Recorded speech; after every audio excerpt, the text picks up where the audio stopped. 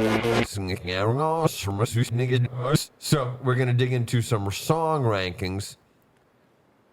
We're not necessarily going to listen to the album from top to bottom. We're going to kind of take one man's perspective on kind of which is the strongest tracks and how one might beget the other. Yeah, so my ranking is basically I'm going to go from bottom to top, basically.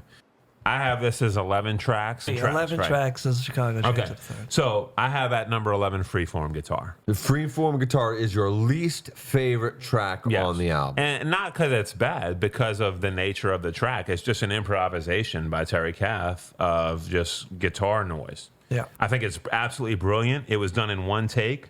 It was done with no effects pedals.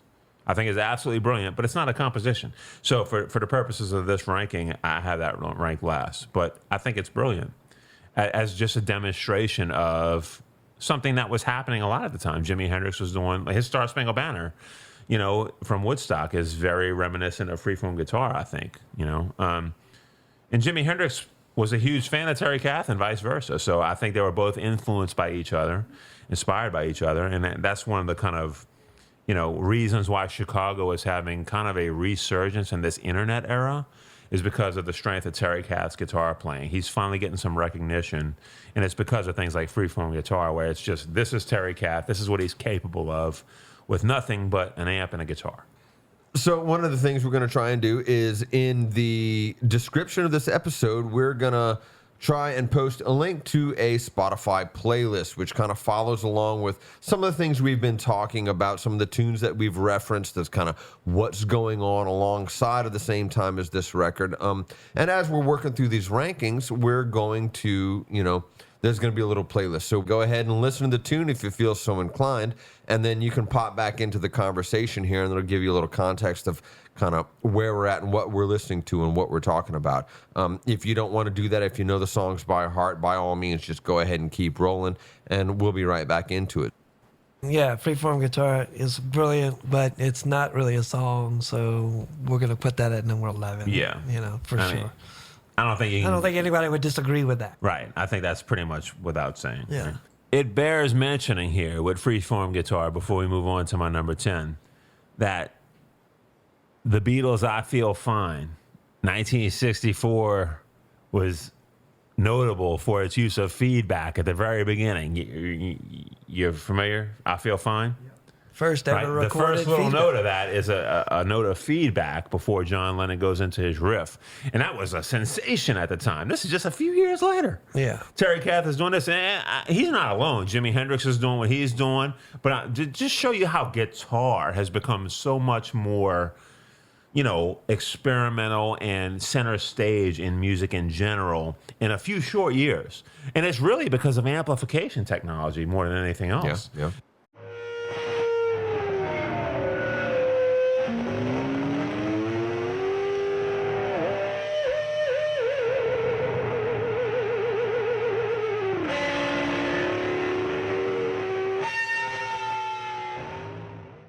One take, one track, no effects, just his guitar and his amplifier.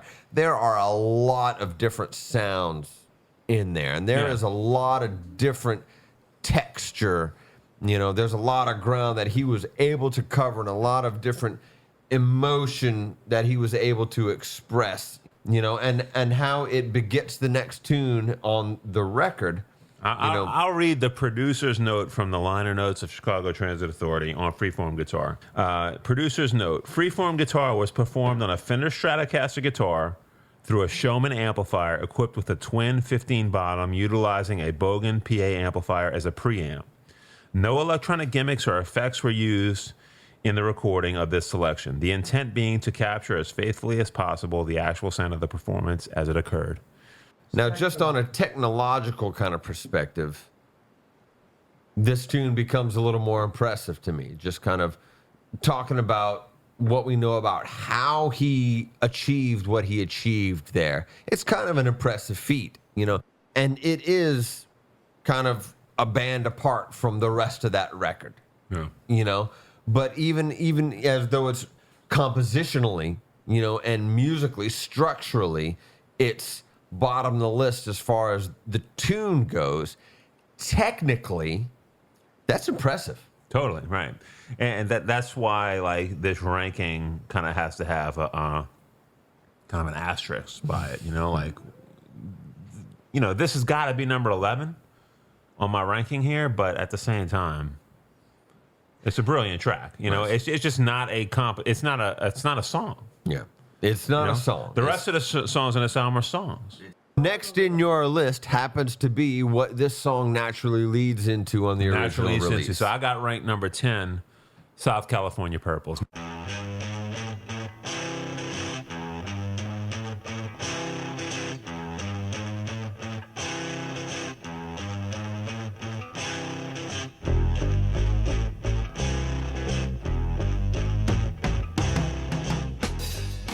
Now, I know that's sacrilegious to a lot of Chicago fans. A lot of Chicago fans are going to be like, what the hell are you talking about? South California Purples. But here's my rationale for this. Okay, South California Purples is so much of like just a basic blues song that it doesn't stand up to some of the, the arrangements and compositional kind of experimentation that we're going to have throughout this album. South California Purples is a blues song. It's just a blues song. And it's great. It's great at being a blues song. I don't dislike a single song on this album. There are other songs that deserve the number 10 ranking. Well, what you got at number 10? What would you consider number 10 on your list, Dan? You're going to say something stupid, ain't you? Liberation is number 10. All right. I can't fault you on that. Liberation, I almost equate with freeform guitar. All right, especially I'm kind of pointing at you because I think you would agree with me. Liberation is as experimental as freeform guitar. It's just the whole band is involved in that experimentation. It's a live track. It's a live track. It's a live track, 100%. Yeah, they wrote it. Don't get me wrong. They wrote the head sort of in a jazz way of saying. They wrote the head. Yeah, but it's a live improvisation is what it is. It is a blues tune. It's a solid song with no identity crisis, which I felt like a lot of Transit Authority music has identity crisis. This one's a straight up rockin' song, basic groove, intro, basic guitar riff. Great guitar. It's a guitar showcase. Yeah. One of my favorite ever drum intros. I have it at number 10. Where do you have it? Probably at number 9.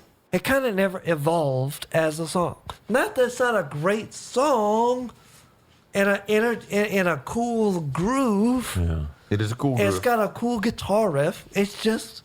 So and what you're saying is it's a blues song right near the bottom of this album. So my number 9 track on this album is Poem 58. Poem 58 is your number 9. That is my number 9. Dan, you got that as number 8. I put that as and South California Purples is your number 9. So that's interesting that those two positions are exactly flipped. Yeah, we flipped each other. That's fun. Yeah. That's fun.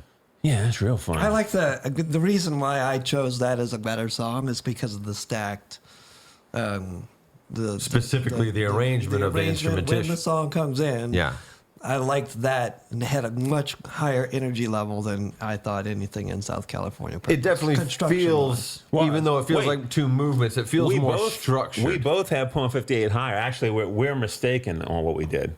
I have South California Purples 10 and Poem 58 9. Danny, you have 9 8. I got 10 9. Right. So we have them in the same order, and I think we agree on that. So to me, it is, just obviously it's just a jam. It's not really a structured thing until the end. And kind of like my rationale for South California Purples, kind of on that basis, even though I really like what they do once the song does kick in, especially with the background vocals and the engineering is kind of cool with the panning and all that. It's just, it's very much a jam, and it just doesn't hold up to some of the songs I'm going to have more at the higher end of this album. I think that goes back to a little bit what you had been saying before, Dan, about the being like a live band and how it doesn't always translate to the studio performances. My 2020 short attention span brain is definitely, kind of evidencing itself because the jammy stuff, I mean, it's cool. For 1969 we were at, that was totally appropriate, But but in our kind of world of immediacy, like I almost got bored, waiting for it to go somewhere else. It's like while watching The Deer Hunter. I mean, really, The Deer Hunter is an all-time great movie, but watch it today, and it's just your clock is different now. You don't kind of get into a movie like that in the same way as you would a modern movie, just because they took their time. And that's not to detract from what they were doing, because I mean, the jams were cool, and if that was effectively live takes in the studio and they were riffing off each other, and obviously they knew when they were going to change, they knew how long they were going to, they're feeding off of each other, and they knew where they were going when they were done with that jam. It sounds like they had a lot of songs on the record, but then they needed a lot more filler because it was a double album, right? And they needed filler, so they just put a bunch of guitar solos on there, which is great. I don't think they had decided it was going to be a double album, though. That's what I was going to ask. I think they realized that they wanted it to be a double album after they went and recorded this stuff. Yeah, so did they just kind of found that they wound up with a double album? They had like enough materials worth? The label sure didn't want them to have a double album. That's undisputed. That's on the record, but they insisted on it. And Danny, you got a point. It is very much a live song, but what the live thing to me is about is that in 1969 there was sort of, I don't want to call it a backlash, but I think that there was this kind of attitude in the air at the time where bands wanted to prove that they could just play again, after being in the studio and using the studio to its maximum potential. Everybody doing what the Beatles did, even the Rolling Stones put out their Satanic Majesty's Request album, which was all overdubs and Dandelion and She's a Rainbow. So that's what you're juxtapositioning against. That's what 67 kind of hyper produced. Yeah, that's what 67 and 68 were all about. Was using this. Everybody was trying to copy. The Beatles started recording Sgt. Pepper in 66. Didn't come out until June of 67, right? And then from 67 all the way through 68, it's all about all of a sudden the Rascals have like weird, noisy endings to their songs because they're trying to do their version of Day in the Life. Bands that are totally, R&B bands. Even the Temptations are trying to get into psychedelia and using the studio. Not and not only that, but retiring from the road, literally stopping playing live. That was happening all around the rock world at this time. To focus specifically on the studio production. Exactly. So 1969 was very much this sort of reacquaintance with just being a band. And Chicago was caught up in that. And Chicago was proud of their ability to do that, I think.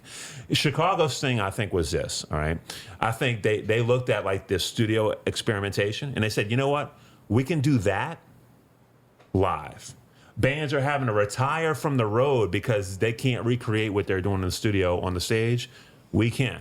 We can be exploratory in the studio and then turn around and play that shit live on the stage, right? And Terry Kath had the ability to be a leader with the guitar and to steer the band in his direction. The whole band acknowledges that. So to me, like, it's a badge of honor that Poem 58 comes off the way it does.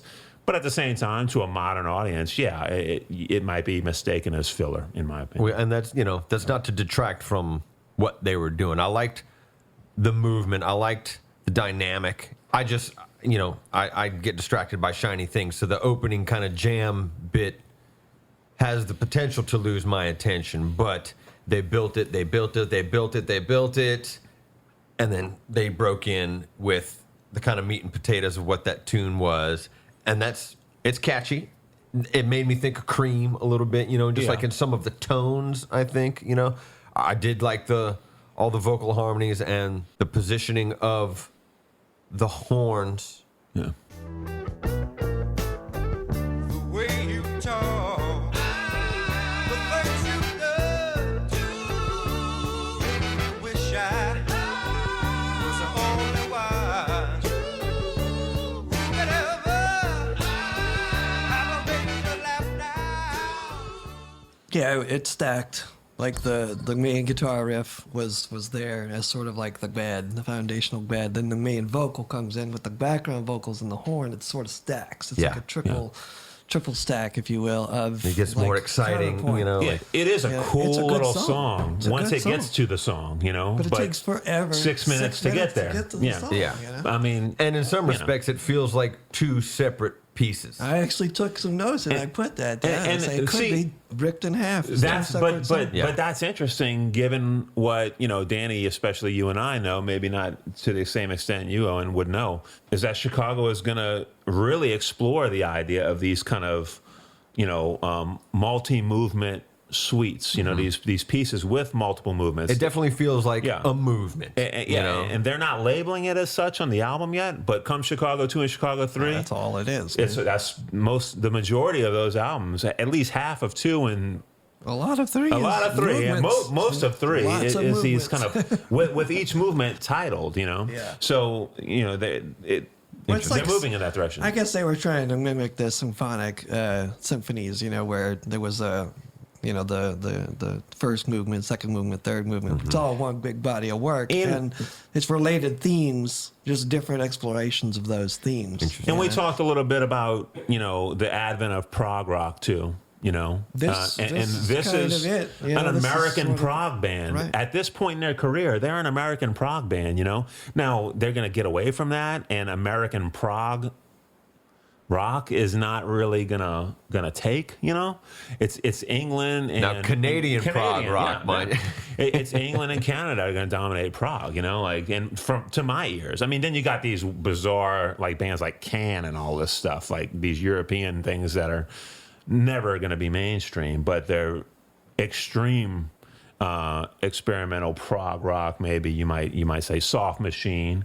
the second biggest band in London during Pink Floyd's, you know, early London days was Soft Machine. Robert Wyatt, you know, the drummer, vocalist, but you know, they are kind of, they were right there neck and neck with Pink Floyd in London in 67, 68 into 69, but they chose to remain difficult to the listener. You know, Pink Floyd learned how to write even without Syd Barrett, you know, even as they transition into, you know, the Roger Waters, David Gilmour kind of era, you know, they learned how to write catchy songs a little eventually. more palatable. Palatable, right, exactly. Good word. And that's, Pink Floyd is going to remain palatable as they're writing 15-minute songs later on. And, you know, and that's a great thing to bring up here, because Pink Floyd, in terms of prog rock, doesn't fall into like what a band like Yes, Genesis, bands like that are going to fall into. Pink Floyd, to me, is kind of a step away from that, because I don't think Pink Floyd ever considered themselves a prog rock band. Whereas I think Yes and Genesis kind of would have considered themselves prog rock. You know, and there are plenty of other bands, we're not mentioning King Crimson, things like that. Pink Floyd, I don't think consider themselves that at all. I think they, kind of like Chicago, wouldn't have considered themselves a prog rock band. Chicago always considers themselves a rock band, and I think Pink Floyd was the same. I think they consider themselves a rock band. Well, were You know? those monikers even kind of existent at the time? You know, like They were prog coming in. rock, They were you know, coming in, 'cause jazz rock, you know. Jazz rock, very much so, because of Blood, Sweat, and Tears, you know, and you know, they kind of beat Chicago, like we talked about. They beat Chicago to a release, but Chicago was well on its way by the time Blood, Sweat, and Tears became a sensation. And all of a sudden, all these bands with horns and stuff start coming around. But anyway, you know, I think Poem 58 is kind of very much of its time. My number 8 is Liberation. Very similar song. You know, how do you feel about Liberation, Dan? So I'm very conflicted about Liberation for a couple of reasons. And I put Liberation at number 10. I like Liberation. I like the intro. I think it's a great theme. I think it was worth exploring that much more than they did. The head, so to speak. Yeah, the head. And then they kind of revisited it with a much higher energy on the back end, which was great. So if you cut out all the middle, which is about 10 minutes, if you cut all the middle jam, because all jam, jamming is great at a live concert. Sure. But when I'm listening to a record and I'm hearing a live jam that I mean, as a professional, I've been playing professional gigs for 25 years, and I know the energy from the crowd and the musicians, that jam is something special. but it doesn't really translate always to the vinyl or to the speakers in your home or in your car. You kind of have to be there to experience it. So little solos are good, even up to 2 minutes or something. But when you take a 10-minute jam, the only reason I ranked it as low as I did was for the length of it. But I liked that the band, they really kind of worked together near the end of the jam session. And this is the one where they break down. Yeah, Remember? yeah. And Calf makes a mistake. He hits a bad note, and it totally changes what he's doing.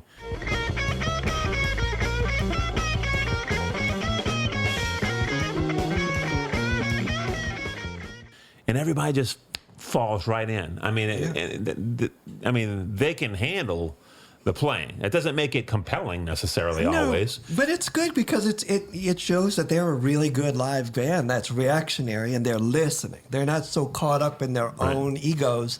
They're there to serve a function to the song and to give that magic. And at that time, it was a cacophony of just this insanity, which is great because I actually really enjoy avant-garde music and jazz and stuff. So that was a good exploration that I would compare to any of the great avant-garde artists.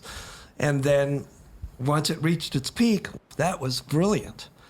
And then what they go into is the coolest part of the jam. That's when it breaks down into that little groove that, like, you know, and Lamb all of a sudden really becomes prominent in that part. You know that part I'm talking about? Yeah.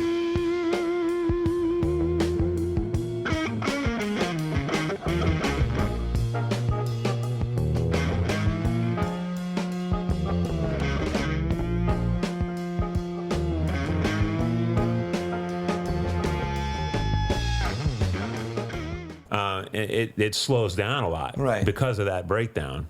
But the breakdown where it just stops. Yeah. You Well, know, yeah, that climax. The climactic breakdown. Yeah, That's what I'm right. talking about. The More. crescendo. Yeah, and the then big crescendo, yeah. and then it drops down, and then it kind of goes into this feel that they kind of had on the Electro Glide and Blue soundtrack.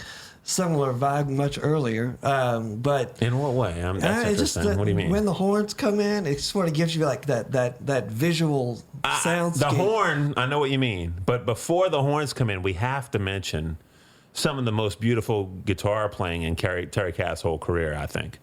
Oh, it's great. The immediate after Terry hits that boom, you know, that guitar right there is just unreal. And Danny Seraphine, perfect with that hi-hat.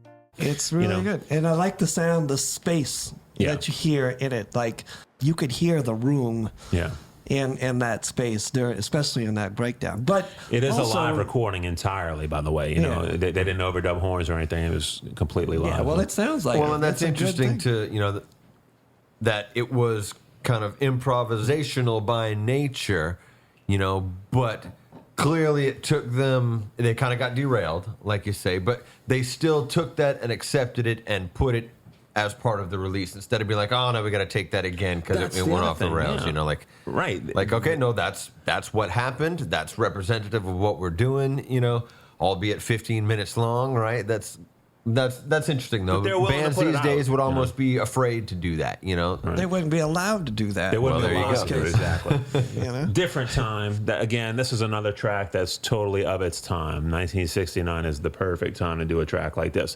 Which, again, you know, kind of the only two things I have to say about Liberation are, you know, just in general about Chicago on this album, their ability to jam works because they're all such interesting players. You know, Cetera's an interesting bass player. The closer I unique. listen to this record, the more impressed I am with the bass lines and the kind of solidarity of that playing and how it really, I mean, the bass should underpin all of it, but it really moves things forward and allows the rest of the group to kind of take that improv kind of position and run in different That's directions. interesting. I hear you, but I kind of disagree with you Yeah? too, because I think I love Cetera's playing on this record better than any of the other records, but I think it's invasive for most of the record.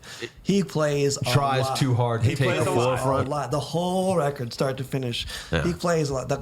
The most subdued he ever was on this whole record was that one bass note in Liberation. In Liberation. That's it. Other than that, he is all over the record, and he is so prominent in the mix. Seraphine too. He plays Well, Seraphine all over. definitely plays too, but that's what. Cetera, I think, a I little mean, bit that's part of more. what I'm hearing too, is that he is prominent in the mix in a way that you don't necessarily hear bass tracks in this time represented. And it's but kinda he's weird. definitely notey. He's Yeah. notey. He's definitely notey. And maybe I'm thinking of it from like a bass player standpoint, just kind of listening to this record pretty much anew, you know, and with kind of fresh ears, because I haven't been listening to it for 40 years, you know. And I'm thinking like, wow, I never realized that Peter Cetera was such an accomplished bass player. You know, you think of him as the vocalist. I think of him as, The you know, kind of, balladeer. yeah, yeah, absolutely, the balladeer.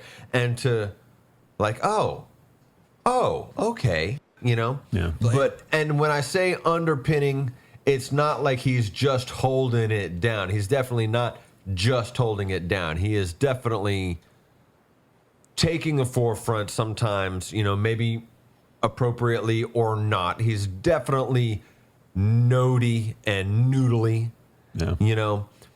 But the licks are way cool. You know, I can do it. appreciate. Yeah, he can do it, and he's definitely doing it well. Yeah. you know. So I hate saying this, and I don't even know why I'm gonna, but he takes more of like a walking jazz kind of approach. Which is the most interesting I thing, is know, he's the but one who hates jazz the most. I know, and I can't stand comparing them Cetera's to a a walking jazz contradiction. band. And Yeah. but he definitely walks through, and I think that motion is so. It's so forceful and so direct. He knows his scales. Oh, I was That gonna is say, do you clear. think I that's mean, he just the can play, nature you know, of the changes? Like, yeah, he's just walking right through the changes, and that does supply sort of a foundational harmonic foundation for anybody who wants to play on top, because that's our ear already knows that walking bass line in the jazz. well, and I think that speaks to the fact that these guys knew their tunes. They knew what they wanted to play, and they knew what they were going to play. They've worked this shit out time after time after time. They were well practiced. They were well versed. They knew their tunes. Even when they were jamming, they knew where they were going with it, where they had been, and that gave room for all that just kind of exposition. They you know? knew they were making a statement with this album. There's lyrics on this album in more than one song where they're just straight up saying, like, check this shit out. You know, like, there are songs on this album about that, you know? So I think, you know, the fact that they're doing that is all just part of the package, you know? They're showing that, you know, like a lot of bands in the late 60s who try this, you know, and don't succeed the way Chicago is succeeding here. You know, they're showing that they can be experimental and they can play live at the same time. You know, there's nothing that they can't go into a studio and do that they can't then bring to the stage in a legitimate form. I think Well, is it what was they're sort saying. of like a greeting card to their audience. I mean, obviously the first song is called Introduction, but in Liberation, Terry Kath says he thanks. That's right? all he says, thanks right? yeah, that's the only lyric in the whole song. Yeah. Thank you, people.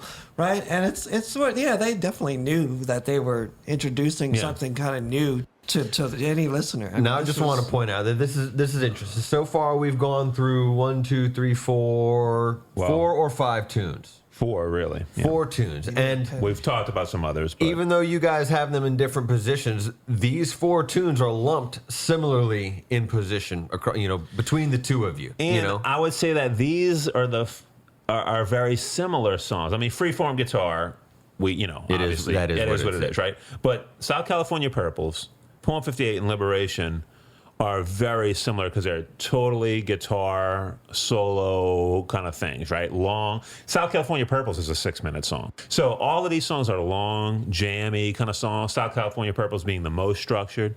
But before we get away from this kind of improvisational part of this album, right? I want to again bring up Pink Floyd because like what and Danny and Owen, because you're pretty familiar with like the Animals album and all that, Animals in particular, where Pink Floyd.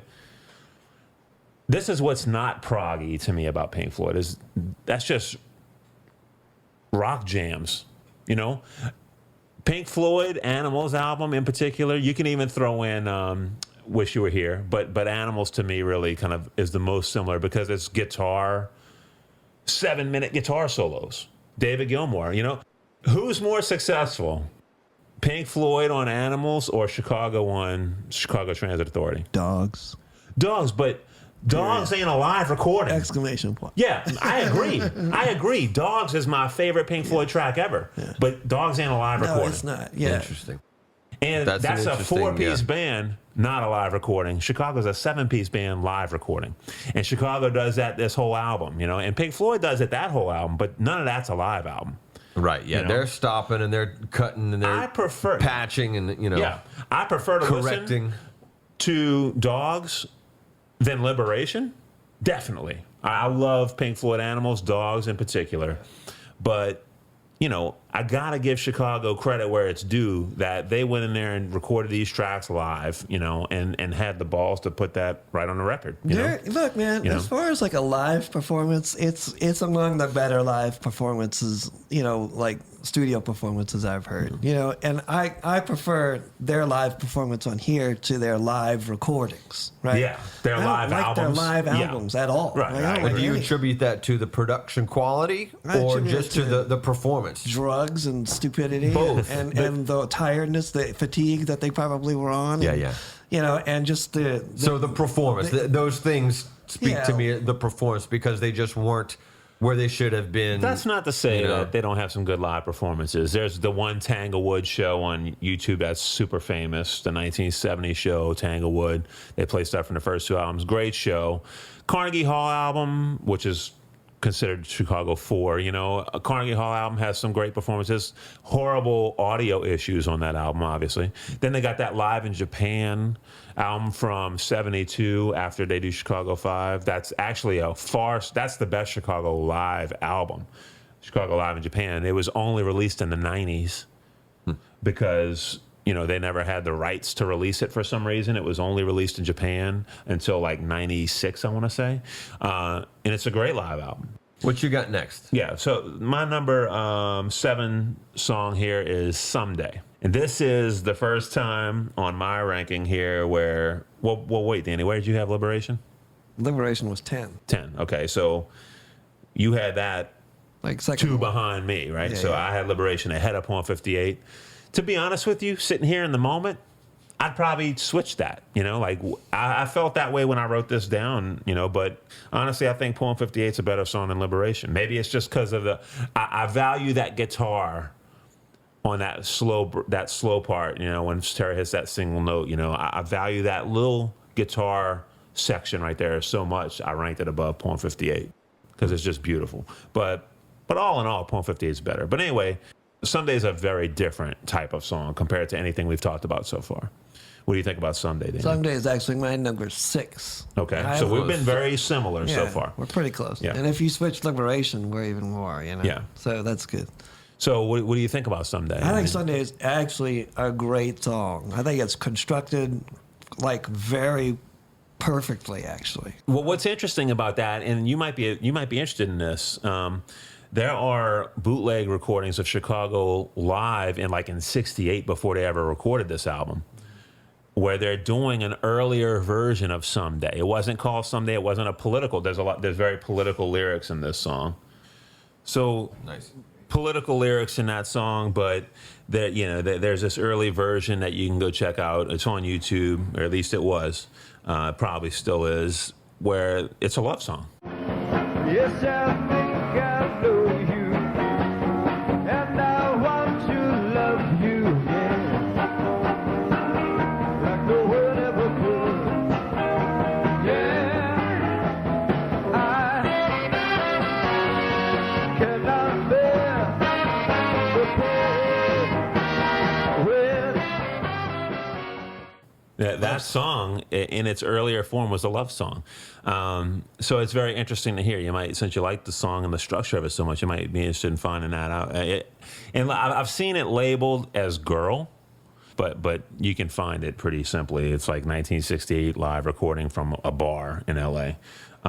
Lyrically, it's definitely, I mean, it's obviously politically driven, you know, talking about, you know, the things that it talks about. And I liked how they wove the protest chant back into the structure of the song. It wasn't just like throwaway lead in something provocative. They kind of brought it back in rhythmically. It was relevant, you know. It was kind of they made it part of the tune. It wasn't just in passing. I think that's a really cool vibey part of the song that's very contradictory to the rest of the song movement. I mean, it's slow and somber, and it's sort of like, you know, a poignant thing, and then all of a sudden you got this kind of up energy thing that sort of, you know, counters that, and it's really cool that it does go back. And Talking about Peter Cetera's bass playing there, how very notey there, very, you know, walking all over the place, but obviously still just, you know, lockstep with the changes, you know, the movement, you know. We were talking a lot about Peter Cetera's bass playing the last two tracks that we talked about here, and there's something I wanted to bring up about that, and there's something particular about this song, and that's Robert Lamb's keyboard playing, his piano playing on this song, right? Very prominent, more than you usually get from Robert Lamb. Right. Do you feel that? I mean, it's prominent in volume, is what I'm saying, in the mix. But you know, but very minimalist. It's simple. Yeah, it's very minimalist. And here's something to tie to that. And this is, again, having to do with the idea of Peter Cetera being such a busy bass player and Seraphine being such a busy drummer at times, right? Is Terry Kath, for all the pomp and circumstance surrounding Terry Kath and the celebration of him as a rhythm player and all that stuff, he's very often buried deeply in the mix, kind of locked in with Robert Lamb's keyboard parts. Would you look around you now and tell me what you see? Faces full of hate and fear, faces full of me. Not showing off, not flashy at all, just sitting there strumming along, you know. Well, and it's Cetera and Seraphine that are really, and like giving you the flowers, the decorations. when he's playing his rhythms, yeah, you got to figure out where the hell he is. I mean, he's in the left channel for sure. He's totally dry in most of his rhythm parts. It's really kind of awkward, peculiar tone. It is, and it ties in with Lamb a lot. Very often, him and Lamb are doing something very together, you know. Like I didn't even think about the guitar in that. Listen to it. You didn't even hear it. Yeah, because it was very passive. As the album progresses, it seems like he sort of takes a different role. But in the earlier parts of the album, he's playing these rhythm tracks. But I kind of disagree a little bit with what you were saying as far as he's a little bit more subdued or whatever in what he's playing. He's playing a lot. He's playing like a maniac. These really interesting, kind of fast, almost double-time strumming patterns that I don't know if it would have worked if he would have been louder. So maybe that was the engineer's decision, or Garcia, whatever how you pronounce it. Is it Garcia? I gotta think about it every time I say it. I don't know. I don't even think he does. Garcia. I think it was kind of a behind-the-scenes decision to maybe pull him a little bit deeper into the mix, just simply due to the fact that he does play a lot off of what Lamb is playing. And again, Lamb is in the right, countering or balancing what Terry's doing. And in many cases, Lamb is sort of buried as well. Yeah. And yes, you're right, this is where he does take more of a lead role in terms of a rhythmic role to provide a harmonic motion. But it is simpler than anything he did on the record. Yeah. But you just said something what I think is very key about Lamb's playing, and I want your opinion on this. What do you think of Lamb as a member of Chicago? I mean, he's obviously the weak link instrumentally. I mean, I'm talking about but not talking about the horn players, right? Because that's obviously Well, Dirty Walt. I mean, now Walt Parazier is the father of the band and all this stuff, but he's clearly the weakest member of the band in terms of his just ability to I don't know, just his chops, I guess. Although he's supposed to be a great classical clarinetist and all this, and he's a hell of a flute player, obviously. But and we'll get to that when we get to it. But Lamb, I think when you take the non-horn players in the band, Lamb is the clear weak link. But again, like we already talked about, he's dominating this album as a vocalist and as a writer, right? I think he had a lot to do with a lot of arrangements too. You know, there is no shortage of his influence in this band, especially in the earlier albums. But as a keyboard player, I think he's willing to take a back seat. But at the same time, and this is a good example of it because you can hear it so well because of the mix, he's got a kind of cool, like little percussive way of playing the organ and the piano. Yeah, it's jarring, right? But if you go on YouTube, you might be able to find, I think they might have taken this stuff down, but luckily I snagged it all before they did. They got all these ISOs. All right, so what people have done is they've taken like 5.1 mixes and isolated one of the channels. So what you end up with is like nothing but, you know, Robert Lamb's organ and Terry Cash rhythm guitar, and occasionally there'll be like a horn flourish overdub or something that comes in, and you can faintly hear the bleed of the drums and stuff on the tracks. So you get an ISOs of like part of the band. And when you listen to Lamb on these ISOs, especially for this album, I have the whole album like that. It's kind of awesome. Like what Lamb is doing is totally overlooked because you can't hear it. It's meant to be felt more than heard, and it's so locked in with Calf.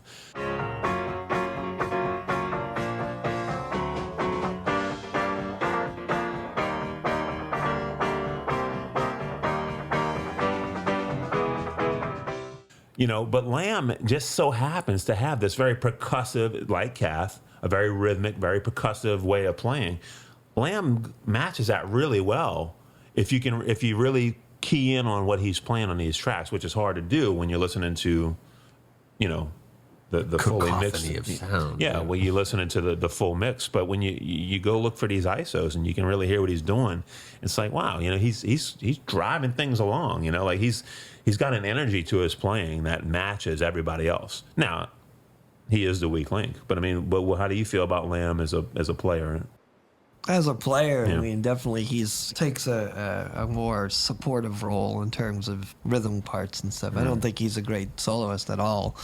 And he's got his interesting vocal eras. But Eras? What do you mean by eras, that? well, and His voice does change dramatically at a certain point, but he changed his voice.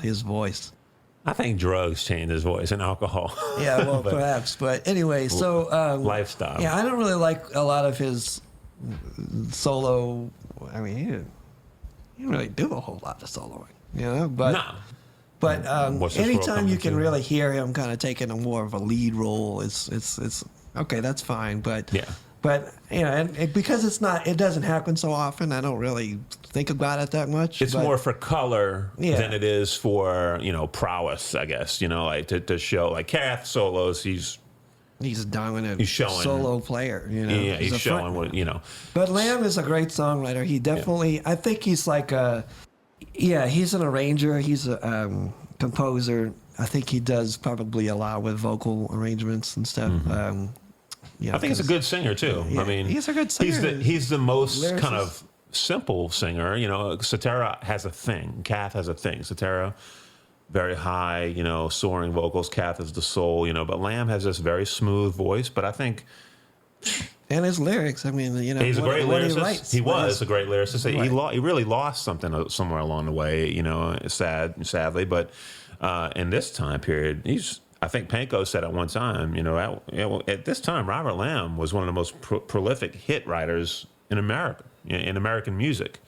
And he was writing hits that were actually great quality songs. They weren't just like, Pop you know, fodder. yeah, pop fire, right. It was just, you know, it just so happened that this stuff was embraced by a wide audience, but he was writing great music. One of the best songwriters in America, in American music at this point in time, for the first few years of Chicago's run, you know. But he really does, I think he burned himself out, You know, I think at a certain point, we'll talk about that in the future, but he does burn himself out. But one last thing about this song, Someday, very interesting note here. This is the only Chicago song credited to Panko Lamb.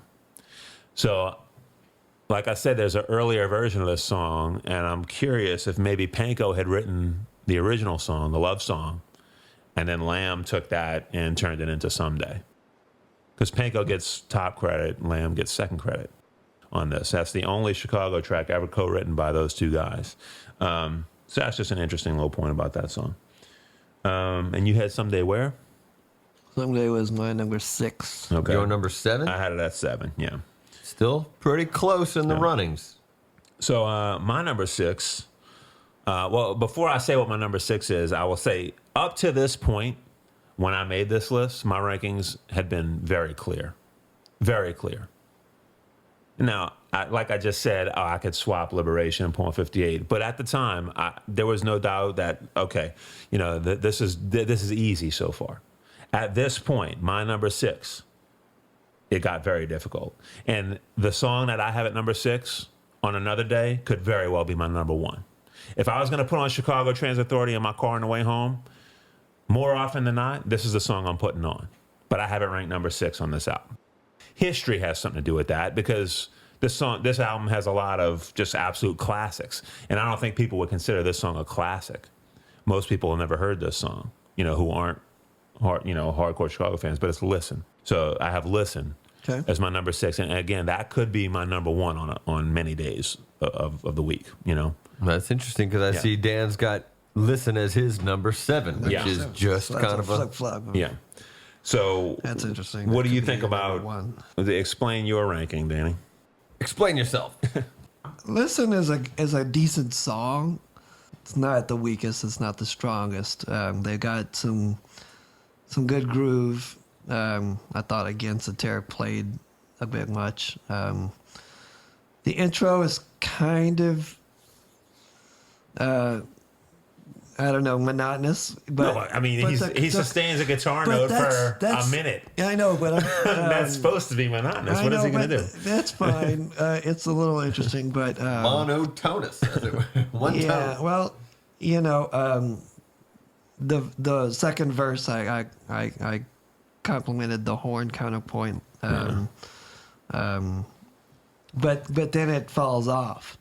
It's like they introduce this new line, and then for the rest of that verse, it's just dead, and it goes back. So I mean, it's not bad. It's just they should have evolved that line, that secondary line, to give more energy to the second verse rather than, because it falls flat, and then guess where it goes? Guitar solo. Yeah. Again, and then it goes into an awesome horn thing. One of the most unique of Chicago's horn breaks, I think. I agree, but know? I thought that the guitar solo was sort of buried. It sort of wasn't prominent enough to be a solo. You know what it sounded like? And it got lost in the horn. I know it wasn't, but you know how Terry Kath later on becomes associated with Pig Nose, the Pig Nose amplifier company? It almost sounds like a Pig Nose amp type solo, right? Like that, like it's coming out of a radio speaker or something. Pass. Yeah. You familiar with Pig Nose? Yeah. It almost sounds like that. So for me, Listen is another one of these very simple songs. I would say next to South California Purples, one of the, maybe the simplest song on the album with maybe one exception.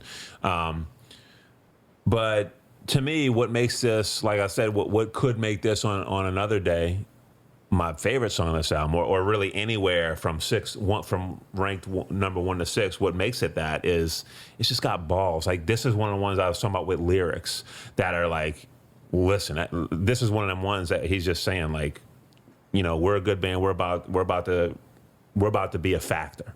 Listen, you don't understand, I don't know, no. You got to try to fly, and don't you put me down, please. For creating me out of your mind. I said all you got to do is listen. We know that. We have the confidence to know that. This is our first album. There's no reason for us to believe that other than we believe that. That's what that song's about. Even more than Introduction to me, this is the band just making a declaration like, you're going to have to deal with us right now. Yeah. We're a force. Deal with it. You know? And that's what I love about the song. It's just got this energy to it, like this chip on their shoulder. Like they know. There's a confidence in that song, in the lyrics, you know, and it's a great vocal. No background vocals really in the song. Am I wrong? I don't think there's any background vocals in the song. No. The horns take that. Horns take that role, right. So, you know, that's why I love that song so much. And I think it's a great hooky bass line. You know, it carries that oomph, that punch. I think that little bridge is my favorite part of the tune. You know, where they just kind of depart from everything else for a minute. Where the horn lead, the bridge. After the solo. After the guitar solo. Yeah. I agree. I do like the monotonous intro, just because it's kind of non-traditional, I guess. I don't know if that's probably not the right word, but I like the fact that it's kind of obnoxious. Here's just one drone guitar note, but it's underpinning that horn movement, right? And it Just takes it forever. allows for those to kind of go where it needs to go. You know, without that underlying monotone, it wouldn't have the same gusto. You know, Right, I agree. And that note needed, that harmonic that he's holding out or whatever needed to be there. That single note needed to be there in order to move that forward. It's part of the chord, Which you know, is it's weird like- because the horns are the rhythmic part. The bass line is the rhythmic part. But for some reason, like, if you take away that guitar note, it just loses its drive. For some reason, that note needed to be there to drive that section through. It's weird. And it lasts forever. it's efficient. It's Very it's efficient. crazy. But I definitely think there were some deficiencies in the verses, especially in the second verse when they introduced this new horn line that had a really cool vibe, and then it just went down to playing like the changes, like the whole note chord changes, and then you lost the energy of that second verse. And yes, the verses are brief and short, but they're long enough to have lost an energy. But I'm going to re-rank these. I'm going to flip-flop Poem 58 and Listen in my ranking order. And I'm going to call So you got Poem 58 above Listen. Poem 58 at this has, point. So that's risen your above. 7 and 8 now. So you flip-flopped your 7 and I 8. flip-flop All right. 7 and 8. So, yes, Listen has taken a back seat to Poem 58. Dun, Yeah, dun, let- I never thought I would say that, but I got it at 6, but really just pure, like, what's the song I want to listen to the most off this album? It's that. It's Listen. Maybe that's because it's easy to listen to. It's a 3-minute, 20-second song or something like that. Yeah. It's short. It's it's easy to listen to, and I love it. Like, There's a lot of fun stuff going on in there. Yeah. And you know, the stuff I do have ranked higher, you know, some of the classic, the Chicago classics we're going to be talking about coming up here, you know, those for singles, and like I said earlier, they released these songs as singles and they didn't chart until they had success on their second album, and then re-released them and they finally charted. These are challenging songs. Some of these classics that are now known as hit singles, you know, and Listen isn't challenging. There's nothing challenging about it. It's just it's a pleasure to listen to. So I don't necessarily have it ranked as high as like my heart wants it to be ranked. And that's because there's some historical weight to some of these songs that needs to be taken into account here.